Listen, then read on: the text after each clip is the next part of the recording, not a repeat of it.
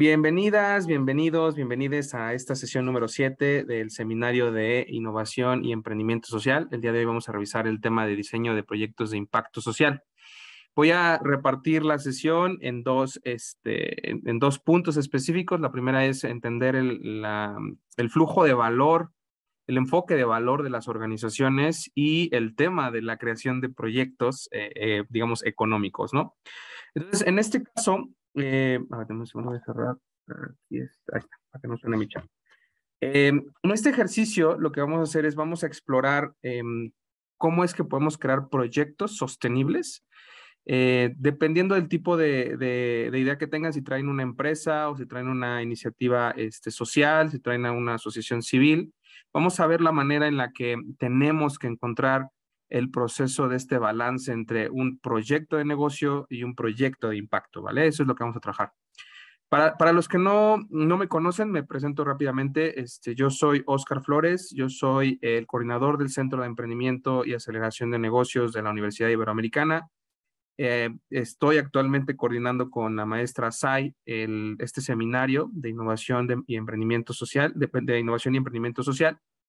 En términos muy generales, tengo poco más de 15 años de experiencia en temas de consultoría en negocios, en operación de proyectos, y a partir del 2015 me enfoqué en temas de desarrollo de innovaciones corporativas y de innovaciones en proyectos de emprendimiento. Estuve trabajando en varias organizaciones y varias escuelas y atendiendo algunos proyectos de consultoría. Digamos que por ahí del 2015 me incorporé como líder de proyecto de la incubadora de negocios de base tecnológica de la Universidad Autónoma de México. Estuve trabajando varios años en la universidad. Después me mudé a un instituto de investigaciones y desarrollé un modelo de creación de proyectos de negocio de base tecnológica.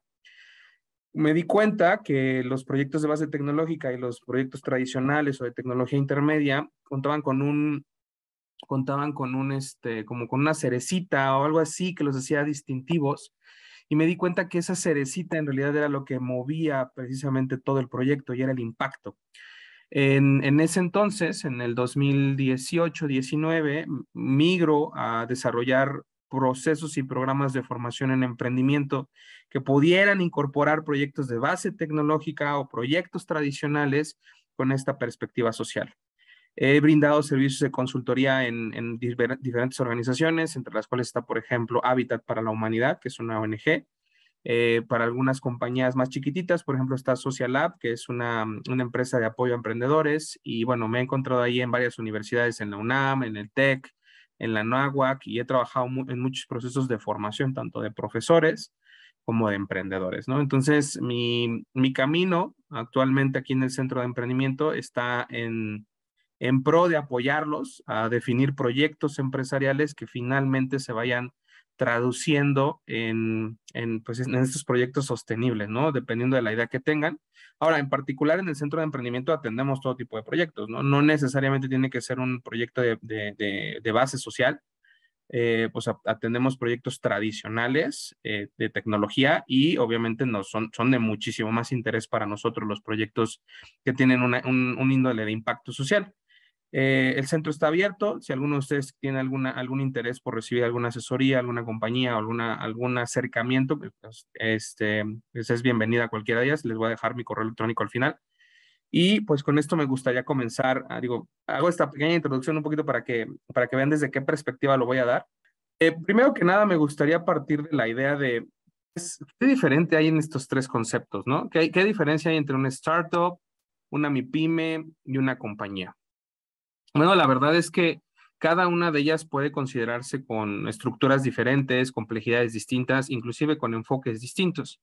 Y es que anteriormente, cuando encuentro que surgen estas nuevas tendencias de generación de proyectos ágiles y proyectos centrados en el usuario, en este ejercicio lo que observamos es que las startups parecieran ser organizaciones muy distintas a lo que podríamos considerar como una pyme o una compañía. Y voy a dejar compañía, o sea, entre comillas, y pyme entre comillas, porque estas dos tienen cosas muy particulares, ¿no? E inclusive aquí me voy a atrever a meter a las asociaciones civiles, porque también entran del lado derecho estas organizaciones en azul. Y hay algo en específico que las resalta y es la ejecución operativa, la operación. En una pyme y en una compañía, el eje central es operar, ¿vale? Del lado izquierdo, la startup, lo vamos a ver más adelante, pero la startup en sí es una organización temporal que tiene el propósito de validar modelos de negocio, ¿no? Esa es la particularidad de la startup y desde esa perspectiva lo voy a abordar. ¿Por qué? Porque me permite distinguir que las organizaciones que están operando pues son estas empresas o organizaciones civiles que ejecutan modelos operativos. Y las startups, o lo que vamos a denominar en este punto, los emprendimientos que ustedes van a estar desarrollando, se van a considerar de esa manera mientras ustedes estén tratando de identificar modelos de negocio. Ahora, esta gráfica la quiero rescatar y de alguno de ustedes le quiere sacar un screenshot, me parece sumamente valiosa porque todo va a depender. Si por un lado tenemos empresas que operan desde la perspectiva de ejecutar un modelo operativo, también estas empresas van a tener una perspectiva desde hacia dónde está el objetivo de valor. Para mí, esta gráfica que les estoy mostrando, o sea, a mí me reventó la cabeza cuando la entendí y observé que, o sea, todo lo que estás viendo en este continuo es el tipo de organizaciones que encontramos afuera, ¿no? Encontramos las dos empresas, ¿no? Aquellas que están con un objetivo de valor financiero, es decir, aquellas que buscan la optimización de las utilidades, y por otro lado tenemos a las organizaciones que tienen como objetivo de valor lo social principalmente. Ahora, en este punto, quiere decir que no son blancos y negros, o sea, no hay empresas que solamente se dediquen a generar dinero y empresas que solamente se dedican a, pues a la filantropía, sino que en el centro tenemos un montón de características distintas de cada una de ellas. Y voy a resaltar, por ejemplo, en las empresas tradicionales, donde el tercer bloque de izquierda a derecha van a poder observar esas RSE o empresas de responsabilidad social empresarial. Y quiero rescatar que antes de pasar a los emprendimientos sociales solventes, que en ese puntito van a encontrar ahí entre empresas tradicionales y emprendimientos sociales, empresas con un fin social, ¿no? Y ya después los que nos van a interesar durante todo el proceso de las actividades que hemos realizado son aquellas que pueden ser emprendimientos sociales solventes, es decir, son proyectos con modelos de negocio rentables que atacan problemáticas reales, sociales y medioambientales y que pueden tener como resultado, uno, tener flujo constante de efectivo y no depender de otras organizaciones para poder aportar valor, o dos, tener complementos entre los ingresos que tienen y los recursos adicionales que pudieran obtener.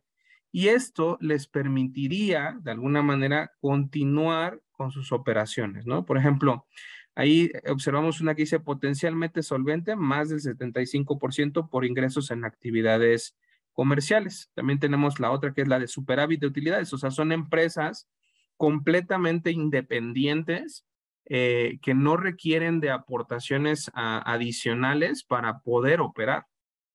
Entonces, a mí, en lo particular, cuando trabajo con ustedes, primero trato de entender en dónde están, ¿no? Porque también, dependiendo en dónde ustedes quieren trabajar, si quieren trabajar netamente con la filantropía o netamente con las empresas que maximizan utilidades, bueno, pues cada una de las estrategias puede ser completamente distinta.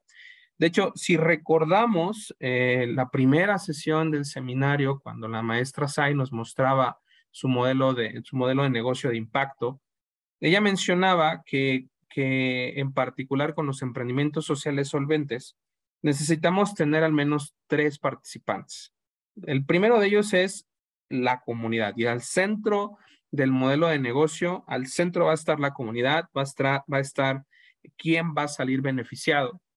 Y por otro lado, vamos a necesitar a la persona que va a apoyar o que no le quisiera llamar patrocinador porque no es eso, sino la persona que va a hacerse cargo de mantener el flujo de valor dentro de la cadena, ¿no? Ya sea, por ejemplo, un patrocinador, podría ser un cliente, que es el que va a comprar, o podría ser la persona que pudiera pagar por este tipo de actividades.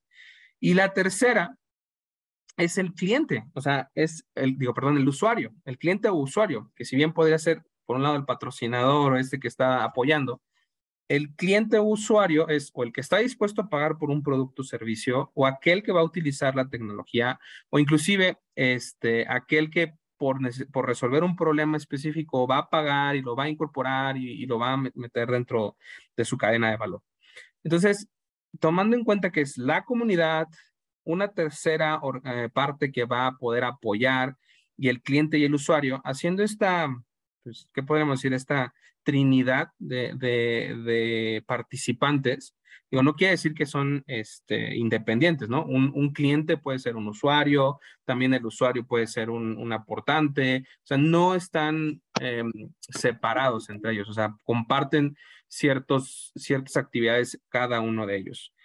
Entonces, teniendo en claro esto y elaborando el modelo de negocio, la idea es cómo podríamos, y eso es lo que vamos a trabajar a lo largo de toda esta plática, es cómo podríamos crear proyectos que tengan esta vertical de ser emprendimientos sociales y que sean solventes y que además de ser solventes, obtengan un superávit de utilidades y se reinventen en el mismo proyecto, con una prioridad de impacto social como prioridad, que tengan inversión social y que eventualmente esto les permita trascender a lo largo del tiempo, ¿no? Entonces, para mí, esta imagen es reveladora, o sea, organiza completamente todos los tipos de organizaciones con las que nos podemos encontrar. Y aquí ni es blanco ni es negro, ¿no? Es una escala de colores, bueno, aquí son de verdes azules, pero es una tonalidad de grises infinita del tipo de empresa que ustedes pueden crear.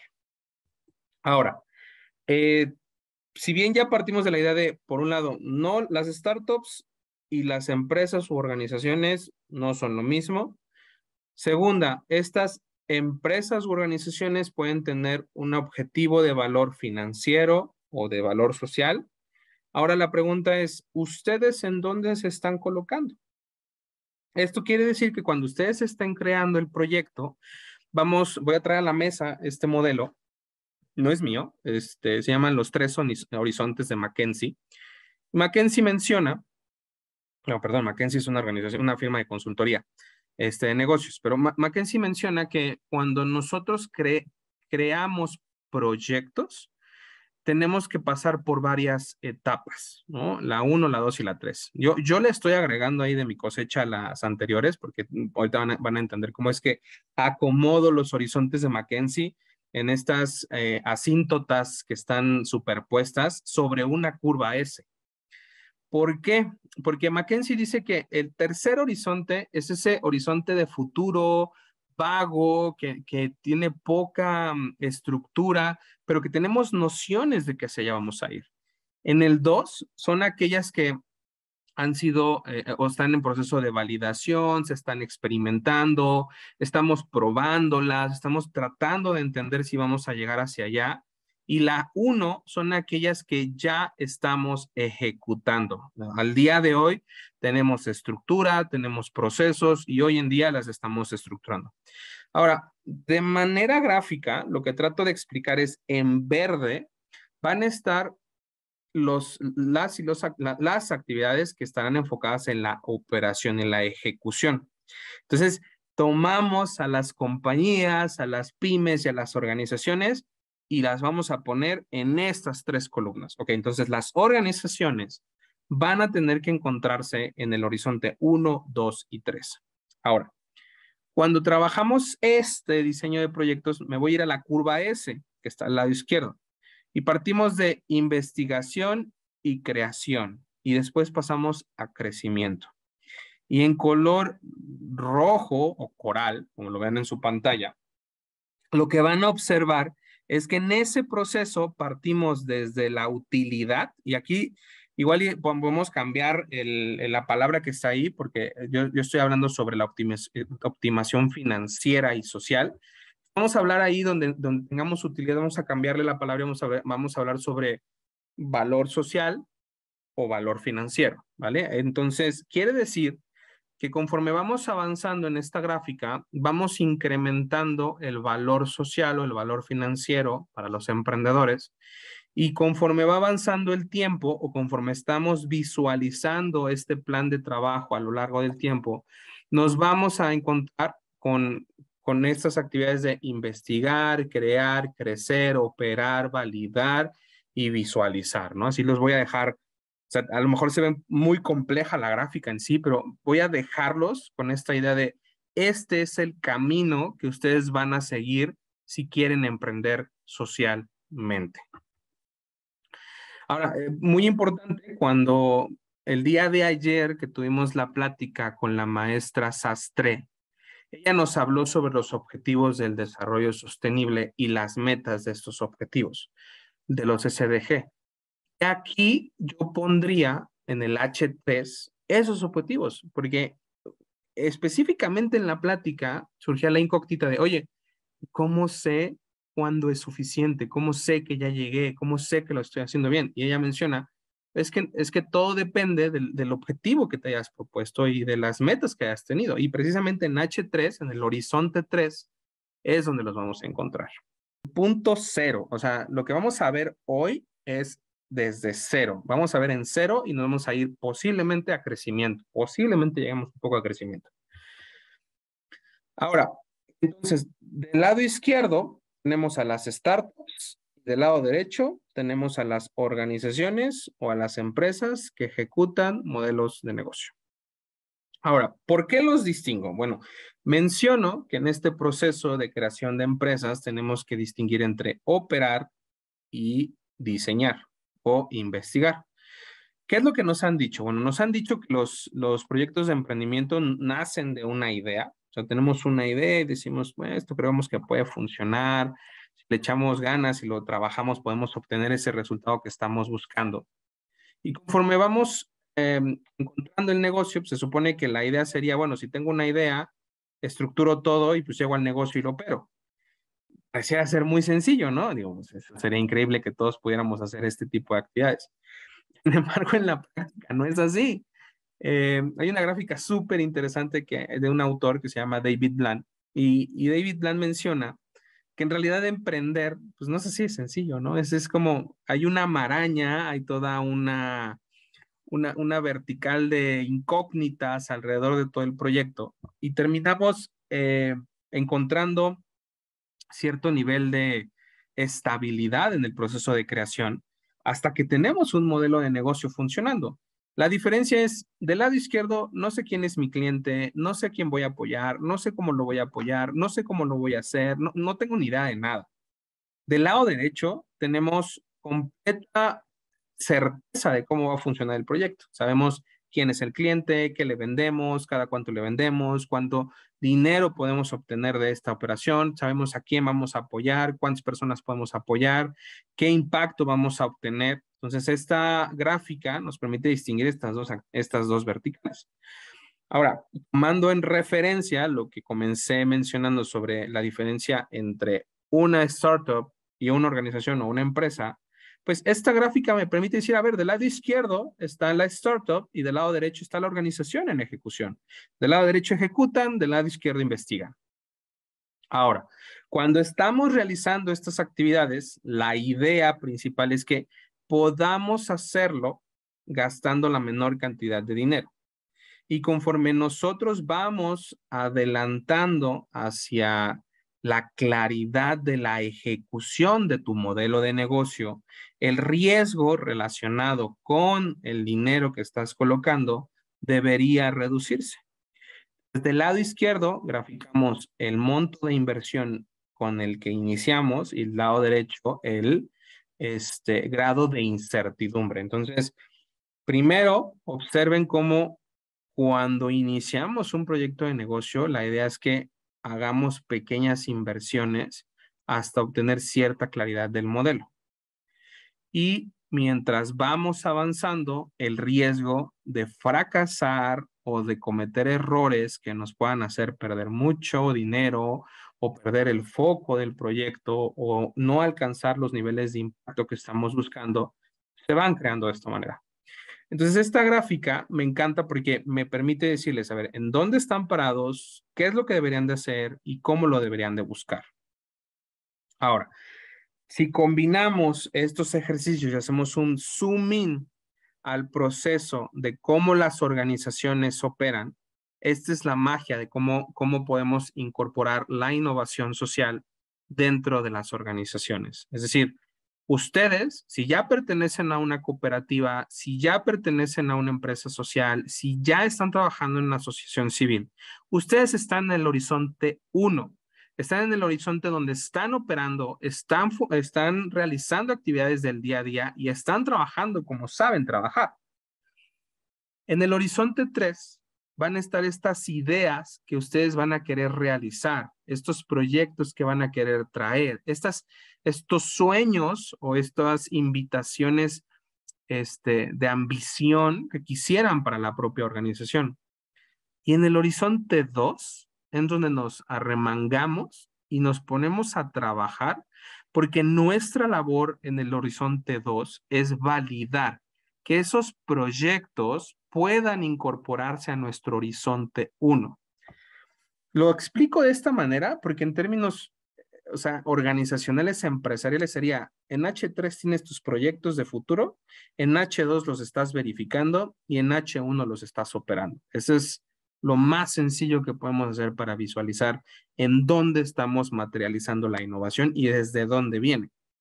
Observamos que estas flechitas hacia atrás, hacia la izquierda, hacia estos rebotes, es decir, tomo una, la veo factible, la meto al horizonte 2, empiezo a trabajar con ella, elaboro un modelo de negocio, hago una evaluación financiera, realizo pruebas, veo si funciona el caso de negocio y en el momento en el que diga, oye, esto sí está funcionando, entonces lo vuelvo a jalar hacia horizonte 1 y entonces ahora nos encargamos de realizar esas actividades dentro del proyecto porque hemos logrado identificar que son funcionales, aportan valor y podemos seguirlas trabajando.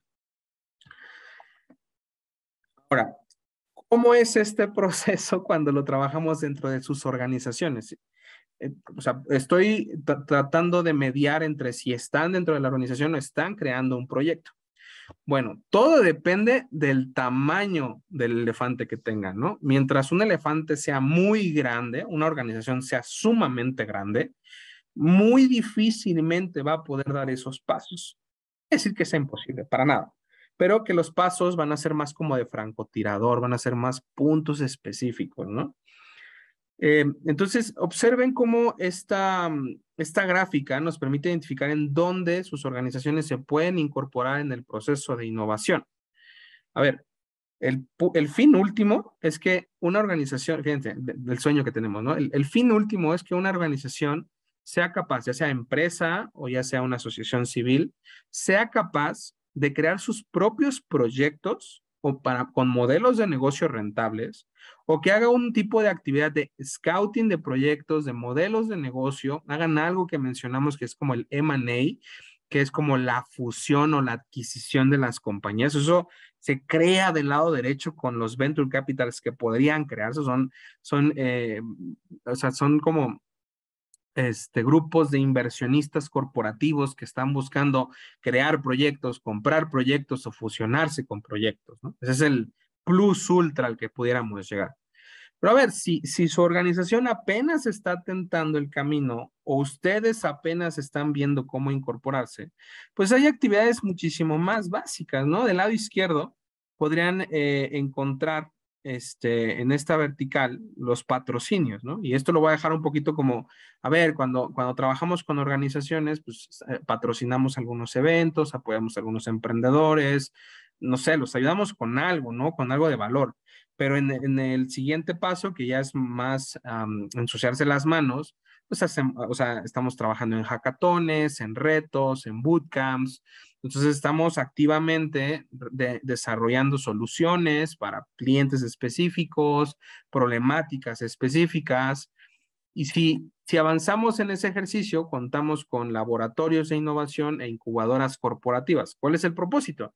Oye, pues si hay un buen proyecto dentro de tu organización, pues el siguiente paso es que lo apoyemos, ¿no? Que busquemos de qué manera podemos detonar los resultados que podrían estarse trabajando, o si no podemos tener este proceso de apoyo mediante financiación, mediante asignación de consultores o mediante todos los recursos, bueno, está bien, no pasa nada, nos matamos al laboratorio y entonces el laboratorio enseñamos a prototipar, enseñamos a validar, hacemos experimentos de negocio y a lo mejor no tenemos este camino de acompañamiento tan robusto, pero nos va a servir para que se sigan detonando esas ideas, para que la conversación siga en la mesa y para que esos proyectos, pues que están en el tintero, pues lleguen a mercado, que eso es lo importante. Seguramente muchos de ustedes tienen un montón de ideas increíbles, pero no han avanzado porque tal vez no han encontrado el mecanismo, no han encontrado el medio, el ecosistema, las personas, y eso pasa frecuentemente. Por eso las organizaciones o las universidades, las industrias o el propio gobierno busca generar estos mecanismos para que ustedes puedan estar realizando esto. Adelantándoles un poco, el próximo mes vamos a lanzar una convocatoria, están todos invitados. Pero vamos a lanzar una convocatoria porque queremos traer proyectos que necesiten esta parte de la incubadora, o sea, que tengan la idea, que traigan proyecto bajado con una estructura de modelo de negocio, que tenga un valor social en la perspectiva del proyecto, y nos vamos a levantar las mangas y vamos a acompañarlos durante este periodo de 16 semanas aproximadamente. Y lo que queremos es que ustedes logren ese proyecto, ¿no? Entonces, estas cosas se encuentran en el ecosistema y ya están probadas, ya existen. No estamos inventando el hilo negro, no estamos haciendo cosas que nos estemos inventando en este momento, claro que no. Todo viene ya de un proceso de formación. Inclusive esto, o sea, tiene desde 2013, hay evidencia de que ya se estaba trabajando, ¿no? Y había todavía resultados muchísimo más de menor impacto, por ahí del 2000, tal vez que es 2008, 2007, donde estaban arrancando estas actividades. Pero hoy en día ya están muy desarrolladas, los ecosistemas están más robustos y la verdad es que hoy nos podemos jactar de tener 3 hechos de hace 20 años, ¿no? Hoy, emprender es muchísimo más fácil que hace 20 años. Literalmente es muchísimo más fácil. ¿Por qué? A ver, por un lado, tenemos mecanismos de tecnología que nos han permitido acortar el contacto con los clientes, ¿no? Hoy cualquier persona puede abrir una página y empezar a vender por internet. Cualquiera. La segunda es que el planeta está interconectado. Entonces, si bien ya puedes ponerte a vender, también puedes comprar y hacer negocios con cualquier persona en cualquier parte del mundo. Esa es una de los valores más grandes que tenemos hoy en día. O sea, ¿cuántos de ustedes, seguramente, bueno, ahí habrá algunos casos en específico, pero cuántos de ustedes no han pedido algo, a lo mejor en Alibaba o en el AliExpress o en Shein pidiendo ropa? Claro, o sea, hacer negocios de manera global ya es muy sencillo. Y el paso número 3 o el elemento número 3 es que hoy las legislaciones a lo mejor no son las mejores, pero las legislaciones hoy nos permiten tener mejores oportunidades. O sea, hoy tenemos ciertas ventajas al emprender, ¿no? Antes, por ejemplo, esto de la sociedad de acciones simplificada, el RIF o el de confianza, o sea, la verdad es que nos están dejando muchas facilidades para poder llegar a ese punto. Ahora, tomando como estas ideas tan abstractas y etéreas que traté de bajar, bueno, en el proceso de llevar tu proyecto a condensarlo hasta acá, hasta llevarlo hasta un hecho, quiero que veas que esto se va a incorporar en un funnel, en un embudo, en algo que denominamos administración de proyectos de innovación. Muchos lo llaman funnel de innovación, innovación pipeline, o sea, tiene muchos nombres. Pero es un funnel, o sea, al final del día entran un montonal de ideas y salen poquitos proyectos, pero tienen que entrar así masivamente, muchos, ¿no? Ya sean internos o externos, ahorita lo vamos a distinguir. Pero vamos a ver cómo está este ejercicio del embudo. Bueno, el embudo lo podemos descomponer de la siguiente forma, ¿no? Ahora, esta es la manera en la que nosotros dentro del centro hacemos estas particiones del proyecto. Y quiero que mantengan en la mente la parte de los colores. Recuerdan que desde atrás estoy trabajando con el rojo coral, estoy trabajando con este color que habla sobre la experimentación, sobre la investigación. Fíjense cómo el verde que corresponde a ejecución solamente es de los últimos cuadritos. Ahora, no quiere decir que eso sea todo lo que se hace en la ejecución, no. Ese es el primer punto donde partimos para operar el modelo. O sea, es como aquí te lo dejo organización, te lo dejo empresa, y ya, hazte cargo porque ya no forma parte del proceso de la startup que estamos haciendo, que es la identificación de esos modelos de negocio. Entonces, me encanta porque en este ejercicio podemos observar que partimos de la idea, hacemos procesos de descubrimiento y validación, evaluamos la factibilidad, la viabilidad, hacemos un proyecto detallado de evaluación del proyecto, realizamos una implementación y prueba piloto o prueba con los prototipos y nos dedicamos a monitorear el proyecto que estamos trabajando. En este caso, se abren muchas luces, o sea, se abren muchas puertas, porque si del lado izquierdo tengo un montón de proyectos que estamos trabajando, que estamos desarrollando, ok, no todos llegan al final, o sea, lo mejor sería que así, idea que entre, idea que salga, pero no es así. Requerimos optimizar recursos, requerimos ir con cautela, ¿por qué? Porque no puedes quemar el dinero de esa manera. Ahora vamos a avanzar en la presentación y quisiera mencionarles que cuando estás trabajando en el proceso de la validación de la organización y todo esto, una vez que vamos avanzando en este camino, pues el ecosistema de innovación social, el ecosistema de emprendimiento y particularmente el tema del ecosistema de inversión, pues bueno, nos ayuda porque, por ejemplo, partimos del lado izquierdo y nos encontramos con estos capitales semilla, aceleradoras, corporativos de inversión, y ellos son los que nos ayudan cuando nos hace falta flujo. No siempre es muy claro el alcance del dinero, o sea, a veces es muy poco, a veces es nulo, a veces solo es apoyo, pero lo más importante inicia al principio de la gráfica, porque es ahí donde está el Valle de la Muerte, es ahí donde las organizaciones perecen en el proceso de su creación. No se diga ya cuando estamos en el tema de capital de riesgo, levantamiento de serie A, serie B, serie C, serie D. Bueno, eso ya son las ligas mayores, ¿no? Ya estás levantando capital porque quieres crecer. Lo que estamos trabajando en este momento solamente es la columna de capital semilla. A nosotros nos encantaría que pasaran a capital de riesgo, pero bueno, ese es otro boleto y la ventaja que tenemos es que tenemos contactos con eso, ¿no? Está, por ejemplo, la Universidad de Santa Clara, California, que tiene un programa de aceleración de proyectos donde buscan llevarlos al levantamiento de capital de serie A, serie B, y los acompañan, porque ellos tienen los fondos de riesgo que nos pueden ayudar a hacer crecer ese negocio y hacer esa inversión, siempre y cuando pues tenga este perfil de capital de riesgo, beneficios y todo el dinero que está alrededor del proyecto.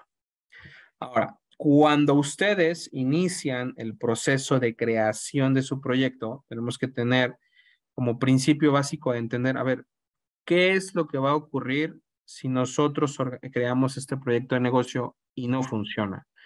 O sea, ¿qué es hacia dónde nos va a llevar el proceso de fracaso si no llegamos a buen puerto?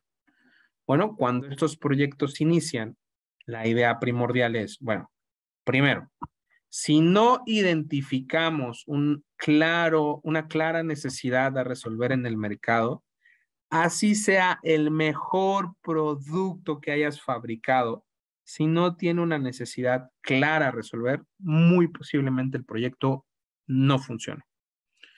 Segundo punto a considerar, quedarnos sin efectivo. En la primera gráfica estábamos hablando sobre administrar económicamente el dinero que vamos a estar trabajando. La idea sería que en etapas muy tempranas gastaras la menor cantidad de capital para validar el modelo. ¿Cuándo sí hay que quemar el dinero? Bueno, cuando tenemos claro cuánto vamos a ganar, cuando tenemos muy claro hacia dónde va a ir el proyecto, cuáles son los resultados, quién es el cliente, cuál es su problema, cómo lo resolvemos, cómo va a funcionar el proyecto. Y bueno, las últimas tres, muy rápidamente es, a ver, claridad con los socios, no quedarse fuera por la competencia, o sea, entender cuál va a ser su ventaja competitiva o su unfair advantage competitive, o su, ¿cómo se llama? Su ventaja injusta o desleal. ¿Por qué? Porque si son buenos en algo, pues sacarle provecho lo mejor que podamos. Y finalmente, pues que no los deje el costo operativo y el precio de venta para que no se queden fuera del negocio. Y bueno, considerando estas ideas que estuvimos trabajando, esta conversación que les estoy mostrando sobre la diferencia entre una startup, la diferencia entre una compañía, una organización, la idea de que todos los proyectos que traen hacia el presente tienen que ver directamente con estos sueños a los que están trabajando, conforme los van trabajando, pasa del horizonte 3 al horizonte 2 y al horizonte 1, y que yo cuando inicio, pues parto de cero y tengo que ver el tema de investigación, de crecimiento, de validación, pues para llegar al punto medio, que no, eso es operar el proyecto. Entonces, con esta claridad, también les quería decir que hoy en día la manera de hacer negocios ha cambiado. Y ha cambiado porque, como les mencionaba, hoy es más fácil hacer proyectos de negocio que hace 20 años, ¿no? Y para esto les voy a contar una historia de por qué antes se realizaban planes de negocio y hoy en día pues ya no se utilizan tanto para crear un proyecto, sino para armarlo. O sea, no es para diseñarlo, sino para operarlo. El plan es más como para su ejecución, para su puesta en marcha. Hoy en día eso ya sabemos que no es suficiente. Para esto les voy a contar una historia de cómo es que estos planes de negocios ya no han sido tan efectivos en los últimos años. Pero bueno, era el año creo que de los, no sé, de 1986, 87 tal vez, no lo tengo muy claro en la cabeza. Pero la historia surge de la siguiente manera. Un ingeniero de tecnología que trabajaba para Motorola se encontraba en el Caribe con su esposa que se dedicaba a la venta del real estate, ¿no? A casas de alto valor. Y ella en su viaje tenía una llamada telefónica con un cliente. Estaban en las Bahamas. Y cuando entra a un cuarto para tener la llamada y todo eso, termina y sale con su esposo y le dice, oye, se apellida Bear Tiger. Oye, corazón, ¿cómo es posible que tú siendo un ingeniero que le vende tecnología a la NASA, a DARPA, que es la Secretaría de Defensa, no puedes hacer un teléfono que no tenga problemas de conexión? ¿No? No puede ser posible. ¿Por qué no puedes hacer un teléfono así? Bueno, pues con esta idea llegó de sus vacaciones y fue con su director en la compañía y le platicó la idea de, oye, ¿qué podríamos hacer para poder crear una red satelital de telefonía celular y pues hincharnos de dinero? En general, la idea de esos años, casi de los 90, era revolucionaria. O sea, era como, bueno, nos vamos a hacer cargo de 500 millones de clientes, estamos facturando ahorita tanto por minuto, se ve rentable, ¿no? A grosso modo. Pues bueno, eh, los emprendedores pues hicieron lo que normalmente se hacía en esos años, en los 2000, entre los 90 y los 2000, y se aventaron a hacer un montón de satélites, ¿no? Prepararon un plan de negocios, levantaron capital y justo Iridium es el número 77 de la tabla periódica de los elementos y fueron 77 los satélites que lanzaron al espacio. Si estuviéramos en la mesa de los directivos, 1985, 1987, pues la idea es, a ver, vamos a levantar capital y para levantar capital hay que hacer un plan de negocios. Eh, Iridium rompió 3 récords en aquel entonces, ¿no? La primera de ellas es que fue la primera empresa de capital privado que logró levantar $5,000 millones. Hasta 5.000 millones de dólares antes del 2000. Imagínense cuánto dinero es ahorita, es un montón. En capital privado, ¿no? Creo que Uber por ahí tiene un levantamiento más alto, pero, o sea, comparados, o sea, el de Iridium se llevó así, de calle el dinero. Y bueno, con esto, con 5.000 millones de dólares, ya me imagino qué harían ustedes con 5.000 millones. Y es bueno, pues bueno, no vamos a inventar el hilo negro, ¿no? Paso número uno, ahí abrimos la hojita, página número uno y dice, a ver, lanzar 77 satélites al espacio. Ok, con 5.000 millones de dólares, contratas los mejores ingenieros, creas satélites, los lanzas, porque también lanzarlos es caro, y construyes toda esta red satelital. Bueno, cuando el plan de negocio se presenta ante inversionistas, con el tamaño del mercado de aquel entonces y siendo una tecnología de en boga y que iba en crecimiento, híjole, no, a los inversionistas se les salía el dinero por las manos. Bueno, pues avanza el tiempo y era el año del 2001, 2002, 2003 inclusive, o si no es que antes. Y en aquel entonces los teléfonos celulares eran de este tipo, no sé si alguno de ustedes llegó a tener uno de esos, yo tenía el que estaba aquí en medio, ¿no? Este teléfono que en aquel entonces tenía una tecnología revolucionaria, que tenía un infrarrojo para pasarse datos y jugar viborita. O sea, hoy ni pensar lo que estábamos haciendo hoy con los celulares, con estos teléfonos que son computadoras, pero en aquel entonces eso era súper revolucionario. Y el mercado tuvo una tendencia. La tendencia del mercado es a tener teléfonos bonitos en aquel entonces. Entonces, el problema surge cuando llega Iridium al mercado y sale con este chistorete, ¿no? O sea, es como, estos son los teléfonos con los que salen al mercado. Y es como, ves el teléfono, es enorme, pesa un montón y la antena no se puede guardar. Imagínate andando, digo, alguien que trajera un teléfono de estos en los 2000 va en el metro y pegándole a todo el mundo con la antena, haciendo con permiso, ¿no? Que ahí voy pasando. Porque la antena no se puede quitar. Bueno, pues el segundo récord que Iridium obtiene es que quebró en 8 meses. Y quebró en 8 meses porque se dieron cuenta que las personas no tenían interés por comprar teléfonos feos. Y el tercer récord es que por aquellos entonces fue comprado por un capital de riesgo por $1. Entonces, con todo esto, híjole, nos llevamos un montón de lecciones cuando estamos creando proyectos de negocio. Y es que una buena idea no necesariamente va a corresponder a un buen negocio. Y que hoy en día muchas organizaciones, y me da muchísimo gusto ver aquí mis homólogos de la incubadora de Acatlán, de que, y seguramente están a favor conmigo, es que nosotros pedirles a ustedes planes de negocio es absurdo. O sea, no podemos partir de esta premisa. Yo no puedo partir de decirles, hay que hacer su misión, su visión, su estudio de mercado. Está imposible. ¿Por qué? Porque es tan ridículo que nosotros les pidamos al inicio de su proyecto de negocio un plan, como si a Cristóbal Colón, que en aquel entonces tenía la idea de encontrar una nueva ruta a las Indias, encontrarse con los reyes católicos y diciendo, oye, necesito dinero porque quiero una nueva ruta. Y ya, ¿no? Los reyes católicos, sí, sí, sí.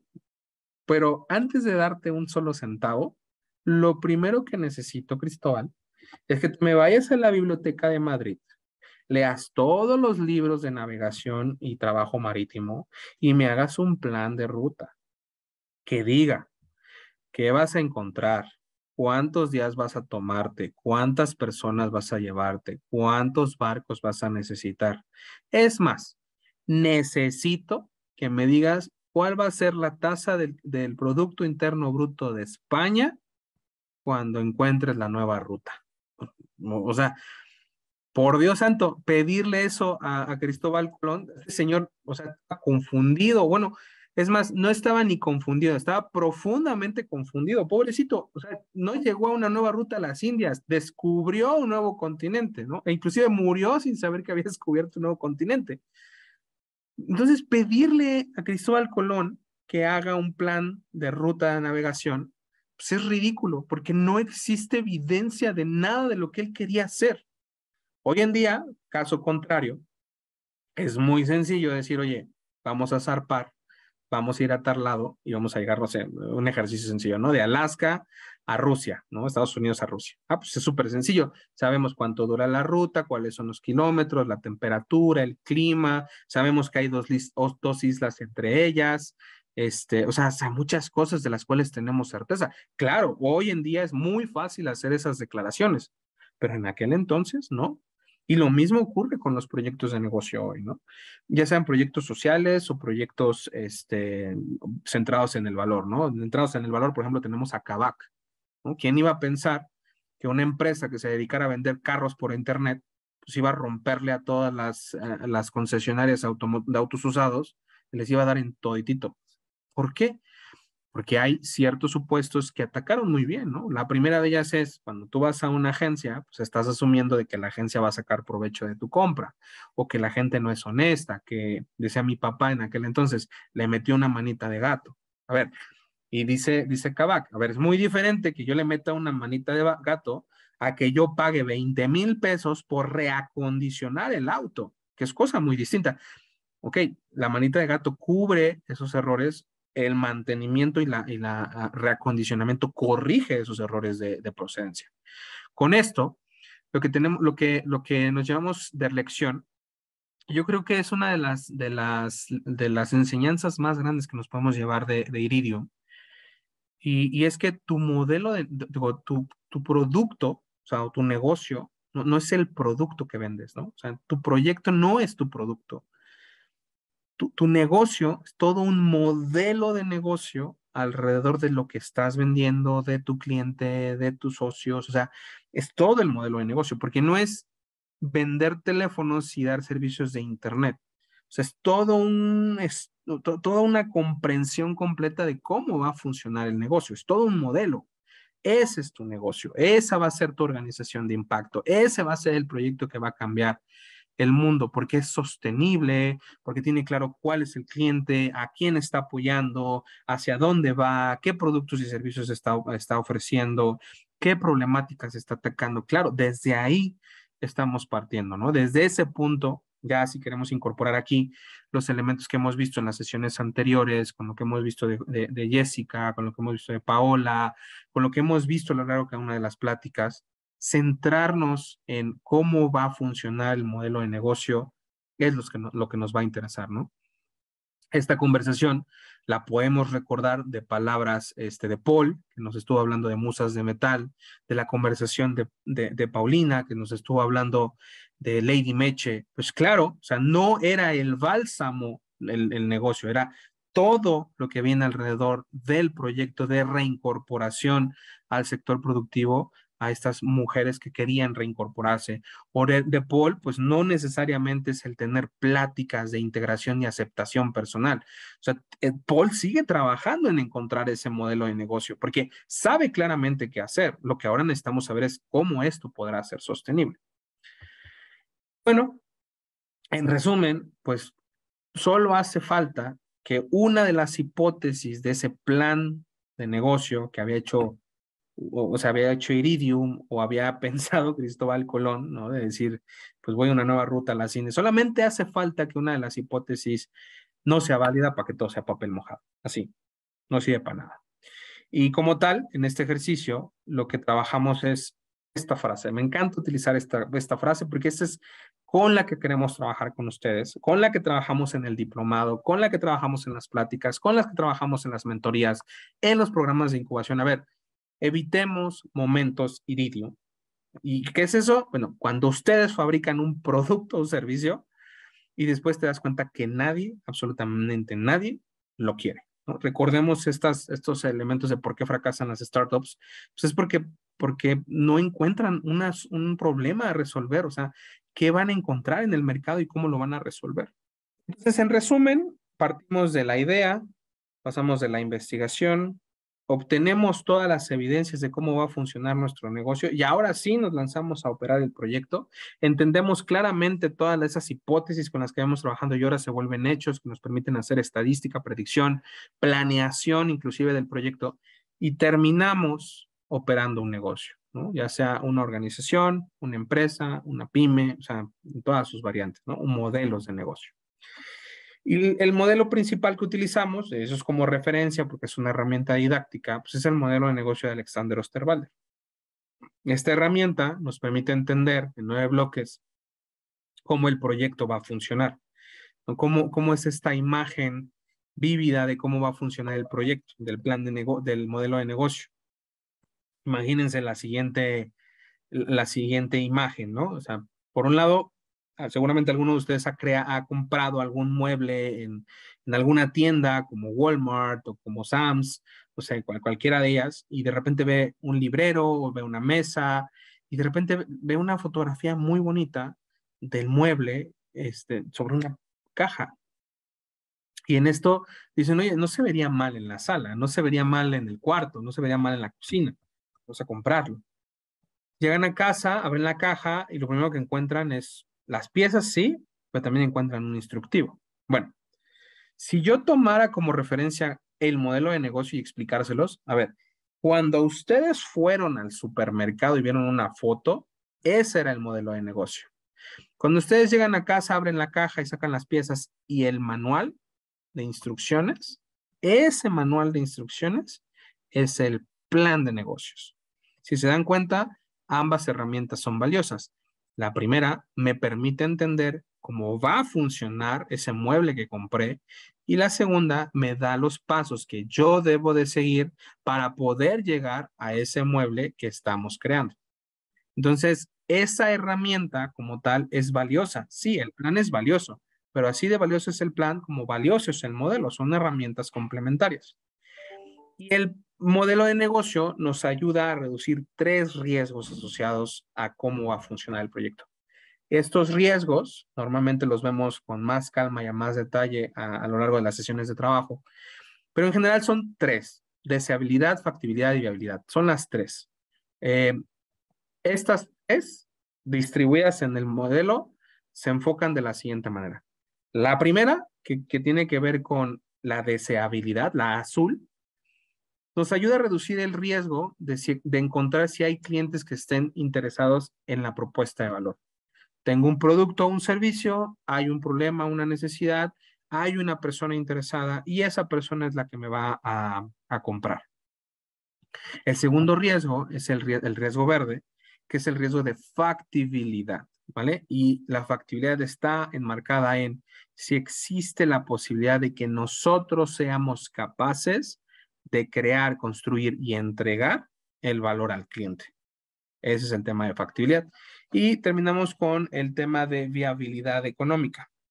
Y no es más que acuñar el hecho de que lo que me cuesta tiene que ser menor al precio a lo que lo vendo, ¿no? Y que ese margen, esa holgura de pérdida me deje ese margen de confianza de decir, bueno, con esto que voy sacando, puedo seguir creciendo, ¿no? Con este modelo de negocio, con este modelo operativo, puedo seguir creciendo, reinvirtiendo, trabajando sobre el proyecto y eso me permite la sostenibilidad.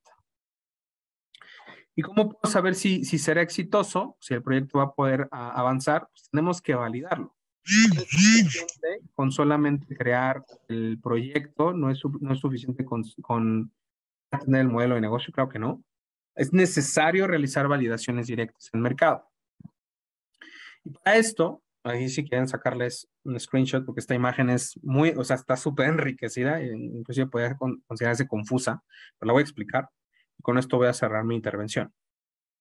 Pero cuando nosotros estamos desarrollando proyectos, tenemos que seguir un proceso de validación de ese modelo de negocio. Este proceso, que es todo el proceso de validación de modelos de negocio, tiene distintos pasos.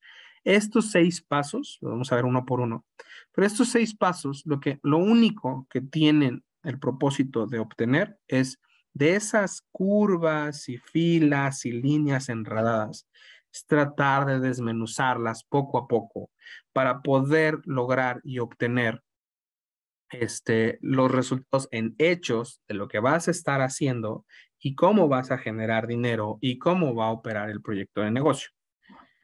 Entonces, me regreso al punto número 1, ¿no? Vamos al punto número 1. ¿Cuál es el primer paso que vamos a seguir para saber que van a poder hacer un proyecto de impacto y que sea sostenible y que atañe todo eso, bueno, partamos de la premisa de que tenemos un modelo de negocio, creemos que va a funcionar de cierta manera y con ese modelo de negocio lo que tenemos que hacer en el paso 2 es determinar cuáles son los riesgos que tenemos que reducir para que ese modelo de negocio funcione. ¿Qué riesgos de deseabilidad, qué riesgos de factibilidad, qué riesgos de viabilidad tenemos que atender? Y una vez identificado ese riesgo, una vez identificada que esa posibilidad de fracaso es latente, vamos a ingresar a un proceso de experimentación. Vamos a utilizar modelos experimentales, suena un poquito complicado a esta altura, pero vamos a utilizar experimentos de negocio que nos van a permitir validar que esas hipótesis son reales o de verdad no deberíamos ni siquiera de considerarlas. Entran a un bucle 4 que no es más que el proceso de Lean Startup donde construyo, mido y aprendo sobre la hipótesis, el prototipo, el experimento, los datos que estoy obteniendo. Y en este ciclo infinito, porque podemos nunca terminar de hacer validaciones mediante el ciclo de Lean, puedo obtener dos resultados, ¿no? Bueno, sí, dos resultados. El primero es que obtuve suficiente evidencia para tomar una decisión. El segundo, y aquí se pone aquí, ¿no? Aquí, lecciones aprendidas. Obtuve suficiente experiencia y puedo tomar una decisión. O no hay suficiente evidencia, tengo que regresar al proceso y tengo que seguir trabajando. Tengo que seguir experimentando, obtener evidencias y avanzar en este proceso.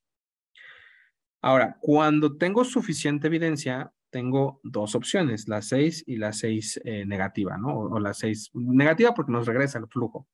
Pero tengo la 5 y la 6 negativa. La 6 y la 6 negativa. Si es la 6 positiva, hay un paso dentro de todo el modelo de trabajo que se llama Customer Development o proceso de desarrollo de clientes. Y este proceso nos indica que conforme vamos avanzando, partimos de la idea y varios pasos avanzando hasta llegar a un punto en el que ya podemos construir un proyecto de negocio. Esos 4 pasos se encuentran allá abajo. No voy a profundizar en ellos porque también es mucho trabajo tratar de descomponerlos ahorita, pero la idea es quién es mi cliente, cuál es su problema, cómo lo resuelve, cómo puedo ayudarlo, qué voy a ofrecerle, qué producto o servicio, cuál es la propuesta de valor, dónde encuentro a mi cliente, cómo le vendo. O sea, todas esas preguntas se resuelven allá abajo, ¿no? Y una vez que tienes claridad completamente de cómo va a funcionar el negocio, llegas a la parte de la firma de la compañía y entonces ahora sí le hablas al abogado, le dices al notario que te arme las escrituras, firmas, pagas y entonces ahora sí tienes una empresa o tienes una organización civil. ¿Por qué? Porque ya sabes cómo va a funcionar el proyecto, ya sabes dónde va a venir el dinero, ya sabes dónde vas a soportarte y cómo van a estar tus operaciones. Antes no. Y no me van a dejar mentir, pero seguramente ustedes conocen muchos casos donde antes de tener un proyecto de negocio ya tenían primero la empresa. Y aquí la lección es, no, a ver, espérame. La empresa no es primero, lo primero es el modelo, eso es lo primero que hay que hacer. Y así se mantiene el proceso, entra en un proceso de avance de las hipótesis.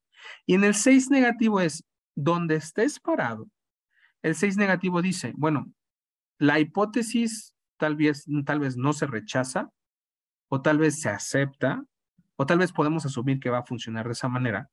Pero el siguiente paso sería, bueno, pues si no funcionó, pues tengo que volverlo a intentar. Y entonces regreso al modelo de negocio, identifico las hipótesis nuevamente y vuelvo a empezar este ciclo de desarrollo de proyectos a partir de la prueba, el error y la validación de esas hipótesis.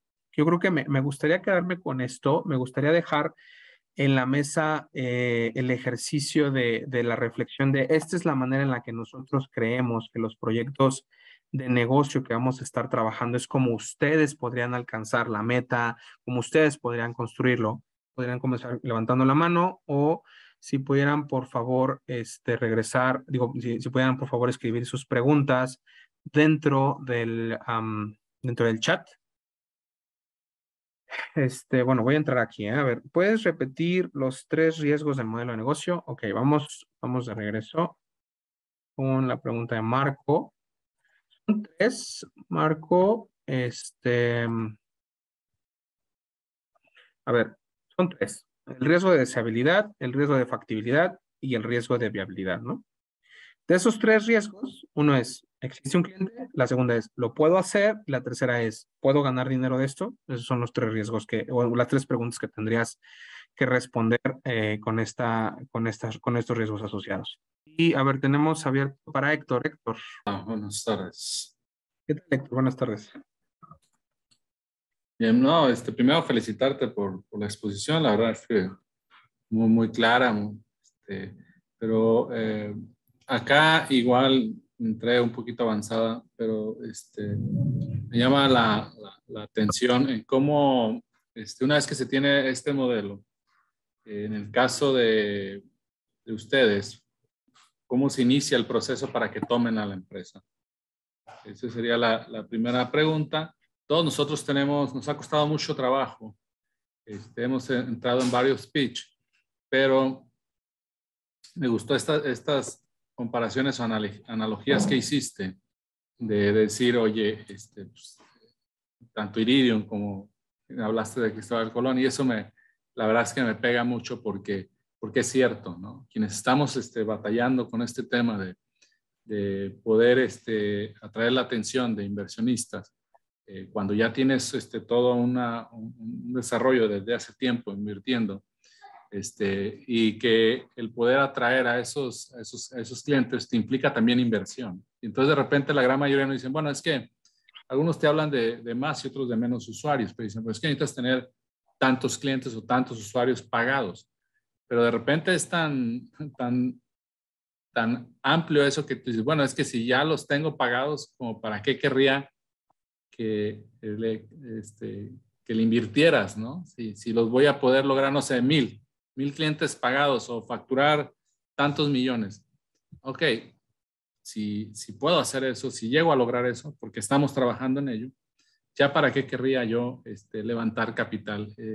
Me gustaría que me compartieras tus comentarios respecto a esto, sobre todo en temas de innovación. O sea, estamos hablando de temas, en nuestro caso, de algoritmos, ¿no? O sea, ya tienes un algoritmo de inteligencia artificial que funciona, que está validado, que está... Sin embargo, incluso vender eso a un cliente lleva tiempo. O sea, los pocos clientes que tenemos hay que trabajarlos. O sea, a mí me lleva a levantar un cliente entre 1 a 3 meses. Ya, porque lo tengo que hacer literal, uno a uno. Decirle, mira, ahora lo vienes haciendo así, ahora lo puedes hacer así y lo puedes hacer con esta herramienta que es de nosotros. Entonces, a partir de ahí, cuando ya he tenido estos espacios de poner el pitch y decir, oye, a ver, entonces de repente te encuentras o con gente que no entiende ese giro, ese sector al que está dirigido tu herramienta, o no entiende de la tecnología. Entonces, la pregunta más fácil es decir, oye, pero ¿cuánto llevas vendido? Pues dices, órale. Entonces, es como preguntarle a Colón por el PIB, ¿no? Por eso me gustó ese ejemplo, ¿no? O sea, pues, oye, pues ¿cuánto voy a incrementar el PIB? Bueno, es que si llego a hacer eso, pues como para qué voy a estar volteando a que levantes capital, pues ya tengo 1000 clientes o ya facturo 5 millones, que a lo mejor para ti es poquito porque tienes un fondo de miles de millones de dólares, está bien, qué bueno, pero para mí yo ya estoy del otro lado, ¿no? Entonces, yo ya sería nomás mejorar y avanzar. Es eso nada más. Oye, son temas de innovación, frontera, son de sectores muy verticales. Sin embargo, el market, por eso es que nos han abierto los espacios también para el pitch. El que tú le llamas el tamaño del mercado, pues es lo suficiente para ser atractivo, ¿no? Sin embargo, nos estamos topando siempre con que ese fondo o esos smart capital y estas cosas, no terminan de comprender, o bien, insisto, carecen de conocimientos de la tecnología que estamos manejando o carecen de especialidad en el mercado al que estamos dirigidos. Gracias. Muchas gracias, Héctor. A ver, es una pregunta muy interesante lo que estás poniendo en la mesa. Mira, primero que nada, o sea, tengo que enmarcar tu pregunta en cuanto a algo que me permita responderlo, ¿no? En los proyectos de base tecnológica existen varias herramientas que nos permiten demostrar en qué estamos trabajando, ¿no? La primera de ellas es el mapa de ruta tecnológica, que no es más que el roadmap que nos permite determinar en dónde estamos parados. Estamos en prueba de concepto, validación en laboratorio, etc., etc. Y en este ejercicio dentro del desarrollo de proyectos de base tecnológica, y seguramente tú lo has visto, nos utilizamos una herramienta denominada calculadora de TRL, ¿no? O en inglés sería Technology Readiness Level, ¿no? Y en español sería nivel de madurez tecnológica, ¿no? Algo más en español. Y el caso es que para que un proyecto pueda ser incorporado, tendría que tener un Technology Readiness Level a partir del 7, ¿no? Estamos hablando de operaciones o sea, operaciones en medio ambiente, en situaciones reales, respondiendo sobre hechos, o sea, sobre cómo va a funcionar. El 8 y el 9, esos siguientes niveles, pues ya tienen que ver más con la comercialización, pero para que esos proyectos de base tecnológica funcionen, tienen que cubrir al menos la operación dentro del mundo real. Ahora, cuando estamos desarrollando los proyectos, tenemos que pensar lo siguiente, y hay un artículo, me encanta muchísimo, si lo puedes buscar desde la Harvard Business Review, que se llama The Innovation Bazaar, ¿no? O el bazar de la innovación. Y en este bazar de la innovación, a mí me encantó cuando leí ese artículo, porque fue la primera vez que encontré esta gráfica de costo, riesgo, y entrada a mercado. Y lo que menciona el autor es, mientras más a la derecha te encuentres, menos riesgo existe. Mientras más a la izquierda te encuentres, más riesgo existe, y a mayor riesgo, menor costo. Ahorita explico eso, ¿no? Y a menor riesgo, mayor costo. ¿Por qué? ¿Por qué dicen eso? A ver, en este bazar de la innovación, y ponen en el centro de esta gráfica, de esta curva, que ahorita a ver si tengo aquí una presentación y las enseño, pero al centro de esta curva, lo que es lo mismo, ¿no? O sea, es lo mismo, pero con esta teoría del bazar de la innovación. A ver, lo que te está diciendo, y es la gráfica de abajo a la izquierda, es, a ver, ¿en dónde estás parado? O sea, ¿en dónde estás vendiendo tú el producto? ¿O dónde estás vendiendo el proyecto? A la mitad, o sea, en la vertical del medio, o sea, ahí en medio donde está este punto de inflexión, ahí se encuentran los brokers que venden innovaciones o tecnologías. Entonces, ¿qué tiene que ver esto? Bueno, si estás muy a la izquierda, esto quiere decir que, vamos a poner lo siguiente, ¿no? Estamos intentando desarrollar un proyecto, necesito $1,000,000, ¿no? Y eso, por ejemplo, pasa mucho en el Shark Tank. Quiero $1,000,000, soy el 5% de la compañía.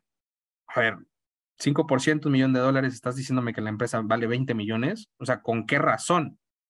¿Con qué situación? Y la idea es, entonces quieres decir que tú estás del lado derecho. O sea, has reducido completamente el nivel de incertidumbre y la utilidad es tan clara y la operación es tan clara que lo que necesitas simplemente es para crecer. Pero el valor de ese dinero es completamente abismal, y por eso los sharks dicen, pues es que es ilógico lo que me estás pidiendo. Tú me estás presentando algo que está del lado izquierdo, algo que tiene en completa incertidumbre, no tiene un market bien claro, no hay definido el tamaño de crecimiento ni nada de eso, y me estás dando esto una evaluación de 20 millones. O sea, no, sería más razonable $200,000 por a lo mejor el 5%. Pero esto quiere decir esto, o sea, no, lo que estás pidiendo está alineado completamente al riesgo asociado a lo que es la inversión. Entonces, si tú me dijeras, bueno, ¿en dónde tenemos que trabajar? Es, a ver, primero, ¿en dónde estamos parados? ¿Cuál es el TRL? ¿Cuál es el IRL, que es el IRL, que es el TRL, y el IRL, que es el de inversión? El TRL es que es el de base tecnológica, el de nivel de madurez, y el mapa de ruta, y decir, a ver, ¿en dónde estoy? ¿Cuál es el mercado? Y la segunda es, la segunda pregunta que yo te haría es, bueno, si no hay personas que estén dispuestas a pagar por eso, pues tal vez estamos cometiendo el error inicial. No hemos encontrado una necesidad clara que podamos resolver. Y ojo con esto, los proyectos de negocio no fracasan por malos productos. Jamás se ha dicho eso en toda la conversación.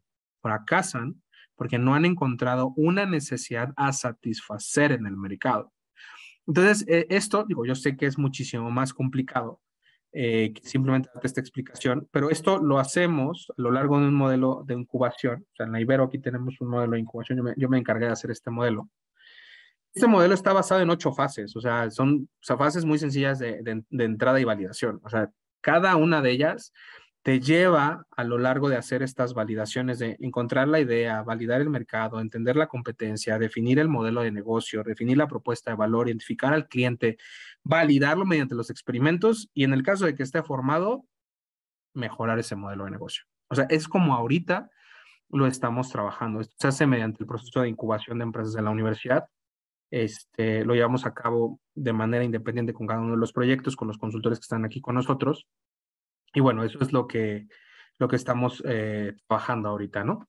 Espero que esto aporte, ¿no, Héctor? Para esta duda que tenías. Es complicada la pregunta que tú estás diciendo. Yo te diría, lo primero que hay que entender es, estamos atacando una necesidad y sí estamos resolviéndola de esa manera. Y aquí acabo de ver tu mano, Aranda. Dame oportunidad primero de dársela a Rubí, que la levantó con anterioridad. No me la bajes. Y a Rubí le pediré que por favor aporte su pregunta o su conversación a lo largo de esta segunda fase del seminario. Buenas tardes, un gusto estar con ustedes y compartir esta última clase del seminario. Y retomando un poquito con lo que mencionó, así como mencionó Héctor, del ejemplo que usted mencionó acerca de Cristóbal Colón, si bien es cierto, no podemos pedir, sobre todo a las comunidades, que hagan un modelo, que hagan un plan, cuando no tienen esos conocimientos, sino que lleven ese acompañamiento. Yo recordaba mucho también en la primera clase del seminario que la daba la maestra, perdón, no recuerdo el nombre, Jessica, perdón, bien dice que son las comunidades que realmente saben las necesidades que tienen. No podemos llegar y darle la varita mágica y decir, bueno, esto es lo que te traigo esto para que tú hagas esto. Por eso muchos de los proyectos pues no se sostienen a lo largo del tiempo, ¿no? Y la lucha es constante de cómo hacerles entender a estos egresados de diversas universidades que lleguen hasta estas comunidades que realmente les pueden decir y que convivan con ellos y les digan qué necesidades tienen para que realmente esos proyectos funcionen a lo largo del tiempo. No nada más es Chiapas, no nada más es Oaxaca, es todo México, solamente que sí, cierto, hay inseguridad, sí, pero también hay muchos más problemas. Es la lucha constante. ¿Cómo hacen ustedes para que esos egresados de diversas universidades se acerquen a estas comunidades y brinden esa asesoría o solamente tienen que llegar a esos gobiernos o esos municipios para que ellos puedan entrar a esas comunidades para que se den estos proyectos de impacto socioambiental? Esa sería la pregunta. Gracias. Sí, muchísimas gracias, Rubí. Me estás haciendo una pregunta, ¿cómo podemos tapar el sol con un dedo? Está súper interesante lo que me estás planteando. Voy a traer a la mesa una conversación que tuvimos de otro ponente, que es Modesto.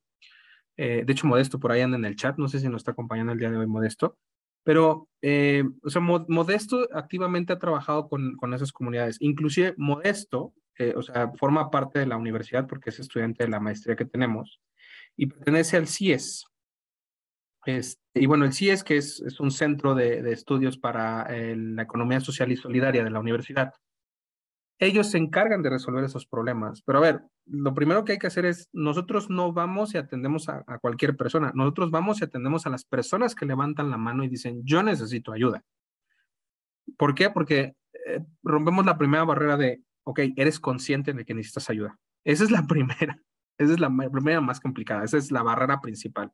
Entonces, el CIES sí trabaja con estos proyectos y trabaja más en este tema de economía social y solidaria y se suma con ellos, ¿no? A mí me acaban de mostrar un par de proyectos que están trabajando para el desarrollo, por ejemplo, de una nueva fábrica de limones en una región. Y está todo, o sea, todo engloba el trabajo con la comunidad, todo engloba el trabajo con la cooperativa, con el trabajo del proyecto de negocio, con levantar los procesos, o sea, todo se trabaja desde aquí. Los estudiantes, me estás metiendo como como un gol entre las piernas, porque, a ver, la labor de un estudiante es estudiar. La labor de un estudiante es sacar su carrera y eventualmente incorporarse al mundo laboral. Pedirle a un estudiante que resuelva esos problemas es altamente complicado, porque sin una guía, sin un proyecto, sin una carrera definida, es poco probable que ocurra. ¿Qué sí se hace desde aquí? se incorporan en estos proyectos que tienen un trazo larguísimo, o sea, te estoy hablando de años de trabajo con ellos, 2 años, 3 años, 4 años, y los estudiantes se incorporan, pero su permanencia no es eterna, o sea, ellos hacen su carrera en 3, 4 años, terminan y se van. Si encuentran en ese punto ese valor o ese encuentro, hacen esos cambios. Te voy a platicar nada más un ejemplo que me gustaría que revisaras. Por ejemplo, Someone Somewhere es una de las empresas, yo creo que más exitosas en temas de emprendimiento social. A ver, ellos trabajan con artesanos, ¿no? Y ellos se dieron cuenta del problema de los artesanos, la cadena de distribución y la cadena de valor. Entonces, suman a los artesanos dentro de esta cadena, dentro de su sistema productivo, y esta cadena de valor se complementa, ellos teniendo el canal y el punto de venta, y los artesanos siendo la base de la operación y la creación de los productos y servicios que eventualmente se entregan a los clientes. Entonces, es una sinergia muy bonita, porque a diferencia de otros proyectos que nada más traen a la mesa el decir, bueno, compro 25 playeras, las vendo a $1,000 cada una, pues ya hice negocio, ¿no? Bueno, o sea, lo que hace Someone Software es muchísimo más profundo, es ve la comunidad, la entiende, hace intervención, identifica cuáles son pues, las oportunidades que tiene, quiénes son los artesanos, los capacita, les entrega los modelos, le da la forma de realizar la producción, los encamina hacia la cadena de producción y hace todo ese proceso. Entonces, yo te diría, es parte de nosotros. Y ahora, estadísticamente te puedo decir lo siguiente. Los emprendedores que hemos trabajado, que hemos visto y han trabajado y que están operando actualmente, hay una radiografía, por ejemplo, de la Asociación Mexicana de Emprendedores de México, dice que son a partir de los 26 años. Entonces, no son estudiantes de licenciatura, son estudiantes de maestría o posgrado, doctorado, los que están haciendo eso. Ya son otro tipo de estudiantes. Entonces, el cambio proviene de estos jóvenes que parten de los 25, 26, con experiencia, que han trabajado y han terminado sus estudios, y esos son los que se incorporan dentro de estos proyectos o las personas que realizan estos proyectos. ¿Cómo hacerlos entender? Muy difícil, pero sí estos proyectos que estamos trabajando les permiten tener un acercamiento. No todos, tampoco te voy a decir que todos están acercándose, pero mira, con el proceso de que se va llevando a cabo todo esto, mientras obtengamos la masa crítica, en algún momento yo creo que le vamos a dar la vuelta. Gracias, Rubí, por la pregunta. Aranda, Miguel Aranda, perdón. Es mi apellido, Miguel, pero a ver, Miguel, ahora sí, perdóname. Se entiende en la secundaria. Muchas gracias, Oscar. De antemano, muchas gracias por la presentación, fue excelente. La verdad es que muchos recursos muy útiles para cualquiera que nos encargamos a gestión de proyectos sociales, ¿no? Entonces, primero, felicitaciones y muchas gracias y es un gran trabajo de investigación y de estructuración que se hace desde la Ibero. Mi observación solamente sería como algo partiendo de lo que comentaba la compañera Rubí y el compañero anterior de la industria tecnológica. En mi experiencia desarrollando proyectos sociales y sobre todo desde la parte de fundamentar y estructurar y planificar los proyectos sociales, tengo un pequeño nada más diferendo en cuanto al análisis de dónde partir. Algo que me he dado cuenta es que uno de los puntos partidos más importantes sí tiene que ver con la filosofía, ¿no? Y esto parte porque todo emprendimiento nace de una preocupación real acerca de cambiar algo de manera real en el mundo para que sea mejor de alguna manera, ¿no? Ya sea a nivel tecnológico, ya sea a nivel técnico, ya sea a nivel operativo, ya sea a nivel económico, el que sea. Y partiendo incluso del mismo ejemplo de Cristóbal Colón, ¿no? O sea, justo lo que hizo que el pitch de Cristóbal Colón fuera tan exitoso es que, aunque no tenía números específicos, ¿no? de retorno de inversión, lo que tenía clarísimo era la visión que tenía, ¿no? Y la misión a la cual se estaba enfrentando, y lo más importante es que esas misiones de visión empataban con las de la corona, ¿no? De hecho, hasta la fecha los historiadores, una de las cosas que se preguntan es por qué la reina católica decidió invertir en un personaje que no le daba absolutamente ninguna seguridad, ¿no? Y una de las grandes respuestas es justamente que lo que pasa es que empataba con las misiones y las visiones, ¿no? Es decir, había información, que ya no era culpa de Colón que fuera errónea para el momento, ¿no? Pero había información clara, ¿no? Si llegaban a la ruta, si se abría la ruta de la seda y si ellos llegaban a las Indias por una ruta diferente a la que estaban controladas por otros reinos, el poderío económico va a ser mayor, ¿no? Y las posibilidades económicas iban a ser mayor. Entonces, la misión y la visión y los valores, los principios éticos de donde uno parte para poder desarrollar un proyecto, me parece que son fundamentales porque te ayudan a enfocar tu proyecto desde un inicio, o sea, sabiendas de a quién es el objetivo último, quién se va a beneficiar de esto que vas haciendo, que puede ir cambiando, por supuesto, pero va cambiando dentro de un cierto framework ético bastante sólido y no perder los lentes mientras vas estructurando tu proyecto, ¿no? De hecho, uno de los puntos importantes de los valores es justamente que cuando tú tienes definidos tus valores, al momento de hacer toma de decisiones sabes qué decidir, ¿no? Porque tienes valores muy claros, ¿no? Entonces, nada más eso, como sobre todo en emprendimientos sociales, ¿no? A veces llegan proyectos que están muy padres, suenan muy bonitos, pero el hecho de que no tocan o como comentaba el compañero con el tema tecnológico, ¿no? Que el producto suena muy bonito todo, pero ¿cuál es el factor social ético específico, ¿no? Que vas a generar un vínculo emocional con esa persona a la que te vas, que van a empatar esas visiones, ¿no? Entonces, nada más eso, como el tema de la dimensión filosófica, ¿no? Porque aparte la dimensión filosófica te permite dialogar con las filosofías locales, ¿no? Un grave error que luego se hace cuando es un proyecto social es pensar que tú no traes, que todo lo van a hacer ellos, ¿no? No, tú llevas sobre desde el momento en que te planteaste ahí y te sentaste, vas a hacer un proyecto y vas a generar un producto, ya llevas con una filosofía. Entonces, lo más importante de la filosofía es que la filosofía dialoga con la filosofía del otro, permite la otra edad y al permitir la otra edad, pues permite ese diálogo entre pares, ¿no? Entonces, ¿cómo dentro del proceso de formación ya en un modelo de negocio, cómo estructurar esa filosofía, ¿no? O cómo incorporar el avance del progreso de la filosofía hacia ese objetivo común que se tiene, no solamente al interior de la startup, sino de la startup con sus clientes, con sus proveedores, para empezar a generar más bien como una comunidad de emprendimiento, más que un emprendimiento dentro de un modelo de emprendimiento social, ¿no? Ay, Dios mío, esta pregunta está bien difícil. Mira, por ejemplo, yo creo y parto de la siguiente premisa.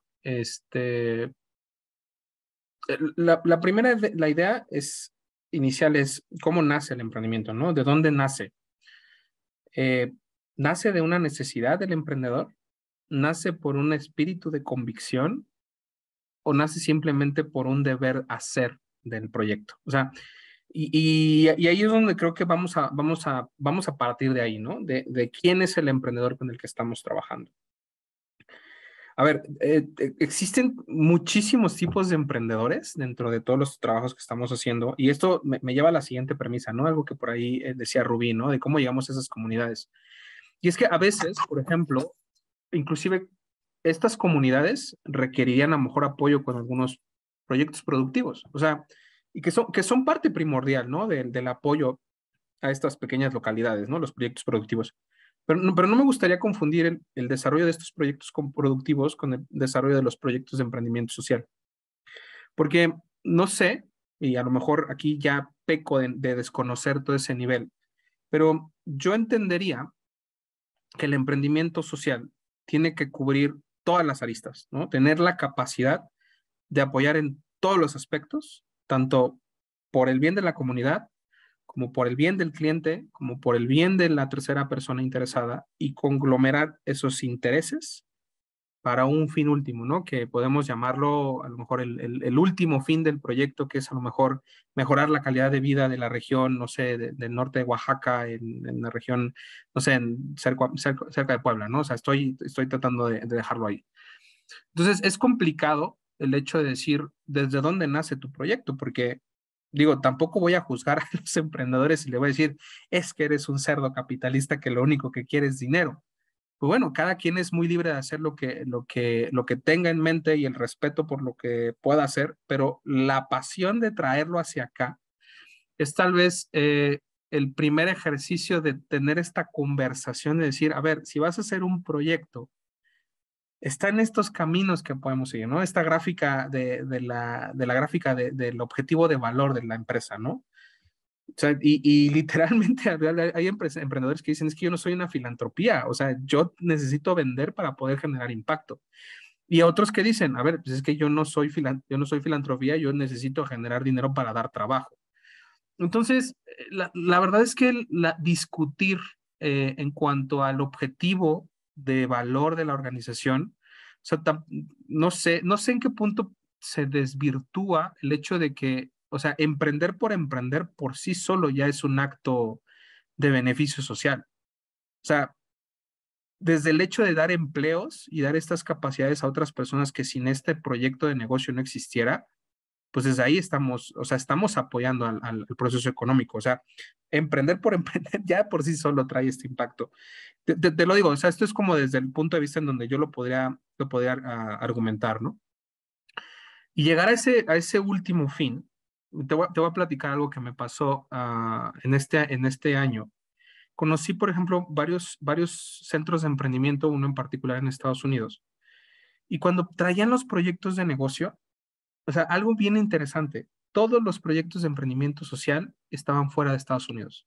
Todos se encontraban en el sur de México, todos se encontraban en Latinoamérica, pero no me encontré ningún proyecto de emprendimiento social estadounidense para Estados Unidos. Digo, pueden haber, ¿no? Pero los que yo vi, todos eran de fuera. Entonces, digo, a lo mejor no lo entiendo completamente, pero sí me di cuenta de que ellos emprenden socialmente porque allí en su sociedad no hay emprendimientos sociales que bueno, que puedan operar, ¿no? De la mayoría de las veces, tampoco estoy diciendo que no existen. Tienen muchos problemas, ¿no? San Francisco tiene el índice de indigentes más alto de todo Estados Unidos. Seguramente lo están atacando de alguna manera, pero no está en esas aulas, en esas discusiones. O sea, encuentro discusiones sobre cómo podemos empoderar a los productores de café en el sur de Chiapas, cómo podemos ayudar a que las regiones más recónditas de la India puedan tener baños secos. Y de repente es como, órale, o sea, están hasta allá viendo esos proyectos y de repente yo me quedo, híjole, yo teniendo problemas aquí en Iztapalapa de jóvenes que están teniendo problemas con violencia y temas de adicciones y drogas, y pues estos están aquí, ¿no? Entonces, tratar de distinguirlos me parece súper interesante lo que está diciendo Miguel. Y la pregunta sería, ¿desde dónde vamos a partir? Porque al final del día sí siento un poquito como si fuera el Atlas tratando de cargar al mundo, porque o sea, esa labor no queda ni recae en una sola persona. Y la verdad es que yo desde que una persona abra un proyecto y pueda dar esas actividades, o sea, para mí ya es ganancia. Yo estoy seguro que no va a ser completamente todo lo que va a resolver el problema, pero tratar de impulsarlo de esa manera aporta mucho, ¿no?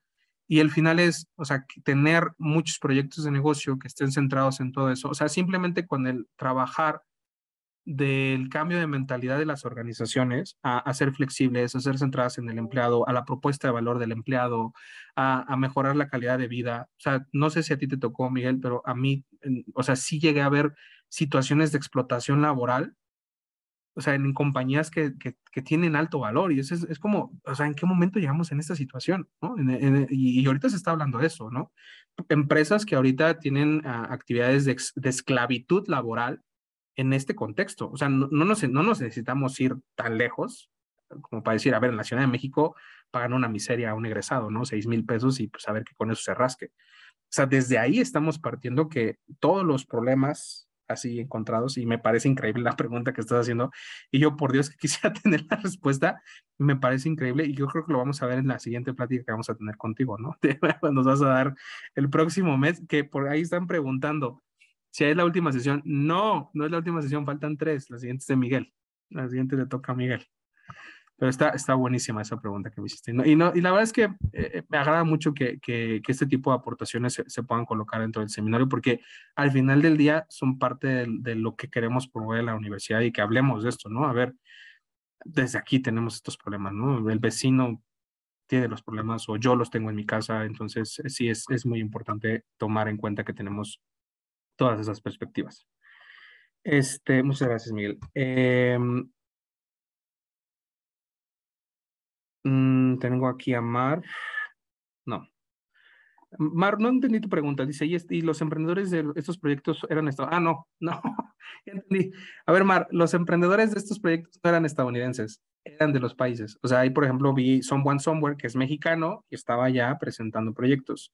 Estaba un proyecto de sanitarios secos en la India, y no eran estadounidenses, eran indios. Estaban ahí, o sea, recibían el apoyo. De hecho, la idea es la siguiente. Se llama Miller Center, el centro. El Centro de Emprendimiento Miller Center tiene programas de aceleración. Entonces, si hay proyectos de índole social que ataquen una problemática y tengan un modelo de negocio sostenible, pueden levantar capital con ellos. O sea, tienen a los inversionistas, y esto es súper interesante, tienen al grupo de inversionistas que tienen una tesis de inversión, de impacto social y de inversión social, que, o sea, esto me pasó la semana pasada. Si no es que fue el lunes, a ver qué día fue. Sí, la semana pasada, el jueves de la semana pasada, me senté en una mesa donde nos presentaron un fondo de inversión, que o sea, tiene 50,000 millones de dólares y está buscando proyectos de impacto social, pero que primero partan de esto, que tengan un modelo de negocio sostenible. O sea, y que estén operando y que estén realizando trabajo. ¿Para qué? Para que pasen por un due diligence, se le haga una evaluación y entonces ahora sí, pues vamos a meterle dinero porque sabemos que va a salir y no están como costo-beneficio, no, o sea, van sobre el impacto, ¿no? Y saben que con ese dinero esperan tener un impacto. Esto lo están haciendo ahí desde el Centro de Estudios de la Economía Social y Solidaria. Entonces, si alguno de ustedes tiene esa idea, los podemos acercar, claro está, pero parte de la premisa de que tienen que tener un proyecto de impacto sostenible y que pueda necesitar una ronda A, B o C de inversión, pues para crecer. Explotación laboral en las ONGs, Miguel. Es una realidad, gracias, Miguel. Héctor, bueno, nada más leo lo que dice Miguel. Dice, explotación laboral en las ONGs y en proyectos financiados por organismos internacionales, en efecto, es una realidad. Ahí sí, oye, bueno, sí, digo, es un poquito monólogo, pero de repente también una cosa triste con las organizaciones civiles, de la organización de la sociedad civil, perdón, o sea, de repente la gente tiene que poner de su dinero pues, para que el proyecto funcione, ¿no? Porque no hay flujo y de repente pues las personas no reciben pago y pues hasta ponen de su bolsa. Estados Unidos tiene un marco legal muy fuerte para temas filantrópicos, las donatarias, fundaciones y la cultura empresarial de donación es muy fuerte y robusta. Sí, sí, sí, Rector, seguro que sí, están muy años luz de nosotros. Sí, Héctor también, USAID tiene proyectos para lo que estábamos mencionando y creo que ya leí todas. No sé si hay alguna otra pregunta, alguna otra intervención. A leer tu reconocimiento. Ok, entonces le damos lectura al reconocimiento. Bueno, el Centro de Emprendimiento y Aceleración de Negocios de la Universidad Iberoamericana de la Ciudad de México otorga el presente reconocimiento a Óscar Flores por su participación como ponente del ciclo de pláticas para el diseño de organizaciones de impacto social, con su presentación Diseño de Proyectos de Impacto Social el 31 de agosto del 2022, firmada por Jessica Say, quien es coordinadora del Seminario de Innovación y Emprendimiento Social del Centro de Emprendimiento y Aceleración de Negocios de la Universidad Iberoamericana de la Ciudad de México. Excelente, muchísimas gracias, Shanat. Agradezco muchísimo su atención, muchísimas gracias y nos estamos viendo muy pronto. Hasta luego.